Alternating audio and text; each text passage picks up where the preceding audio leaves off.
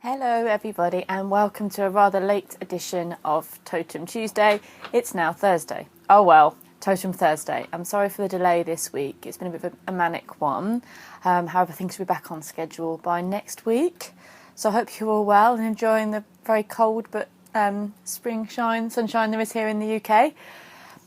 Today's animal, or this week's animal, was inspired by my travels to Glastonbury at the weekend.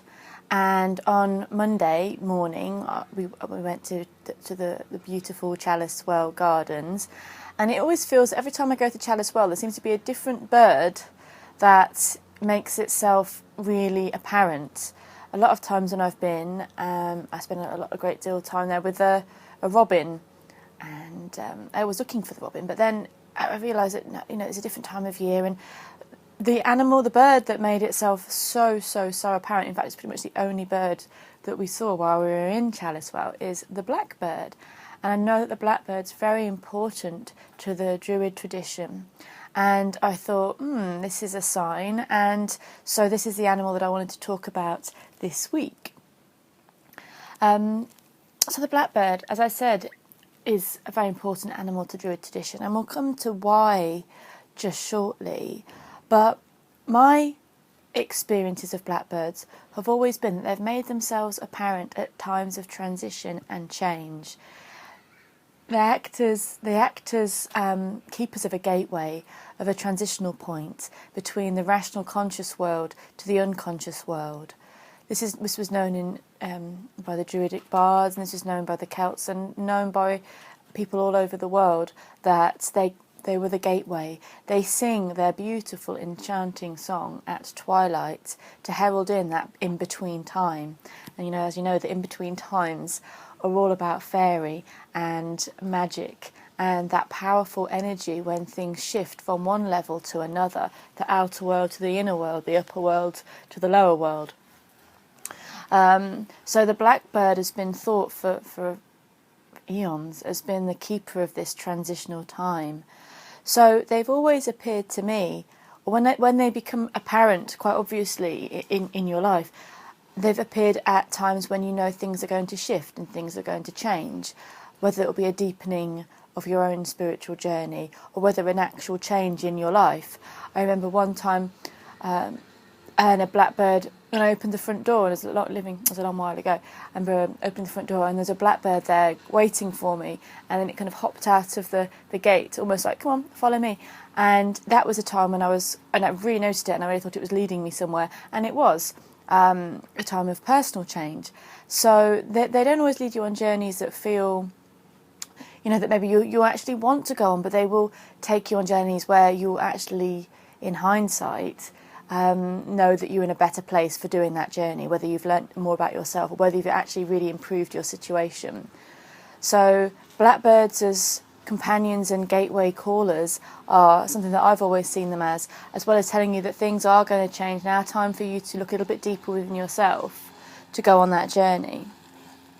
In Gaelic, I love the name for blackbird in Gaelic. It's Druid. I love that, Druid, which means the black druid. So as you can see, they're very important to Druids and to the Celts. But there's also, all over the world, there's folklore and myth about the blackbird. And similar to how in Tales of Crow and Raven, how they started off white, but ended up, having an experience, whether they saved humanity or on a journey, they became... Go and grab my tea. They became black through an experience. So and there's a story, a particular French tale, where the magpie leads the blackbird into a cave to find this treasure, and the blackbird, who is at this point white all over, goes into this cave. So that would be representative of us going into our inner self, going into our deeper knowledge, our learning, and our understanding, going to those hidden realms, into this cave to find treasure, and the treasure obviously representing what can be discovered when we go into our innermost self, when we discover and journey and learn about ourselves. But as it dipped its beak in the gold dust that it found in the cave, they found that it was a demon guarding the treasure. And the demon ran at the blackbird, that was still then white, but with a bit of a gold beak, with fire and smoke and tried to grab the blackbird, but the blackbird escaped. And unfortunately, I think blackbirds look beautiful, escaped, but its white feathers were forever then charred black. Now, this could also represent about the journey to our deepest self, the treasures that we find, and the fears that we face will be initiatory. I can't even talk today. Transformation comes from these journeys that we go within to ourselves. So, yes, that's also why Blackbird represents the entrance to the other world. In the tales of Rhiannon, the goddess of Welsh and Celtic folklore, the birds of Rhiannon were blackbirds, and they would sit and sing in the world tree of the other world. They were said to impart mystical secrets, and also their song was so enchanting it could lull people into a state of bliss or sleep for many, many years. It was said that the birds of Rhiannon, what was it said here, could wake the dead and lull the living beings to sleep. So there's, again, that kind of energy of being so enchanting it can lull you into another world, another state of being, into relaxation, into journeying, into dream time, and also the link to souls that have left and calling back the soul. The song of the blackbird is so beautiful and so enchanting. It's no wonder that people linked it to magical energy, to sleeping, to dreaming, to being completely enchanted. And that twilight song, when you can leave that daytime sort of stress or thoughts behind you and be enchanted by its beauty. Well, blackbirds, the girls aren't black. They're often brown stripy. So the blackbird really is just the male. And there's some species of blackbirds over the world, I think, that have gold or yellow throats or yellow patches on them. And some have, I think the red-winged blackbird has, as it says in the label, has red wings. So apparently I read and discovered that the yellow and the black colouring links the blackbird to Archangel, it was Oriel, wasn't it? There we go, my notes. Not too key on my archangels sometimes. Yeah, Archangel Oriel, I got it right. Who was the tallest of all angels and, as I discovered, had all-seeing eyes. So the watcher and the guardian of nature comes from that as well. The colour of the blackbird brings the energy to the earth mother, the dark mother, the primal chaotic force of all creation. So the life force is also really, really important, and the creative force is really important when looking at blackbirds. They fiercely defend their own territory. Most birds are pretty full on at doing that, but they'll drive off any bird of their own kind, particularly, that tries to infringe on their territory. And I think that's what the birds at Chalice Well were doing on Monday. They were running around quite, adamantly. This was their area, this was their territory. So people who are working with blackbird energy may be defending their own space or stating out what is theirs. Maybe quite strong about saying this is my space. To see two blackbirds together was meant to be a really good symbol because they often drive each other off. To see two together is often a symbol. And in Europe, the blackbird was associated with St. Kevin, who was often seen as someone who was a saint, but who was gentle, kind, and loving. So we've got quite a few myths there about the blackbird. There's another thing that we'd like to say with this is that, because I was mentioning about the Druid side of things, the blackbird was one of the 5 animals, the 5 totem animals of Druids, the 5 oldest animals.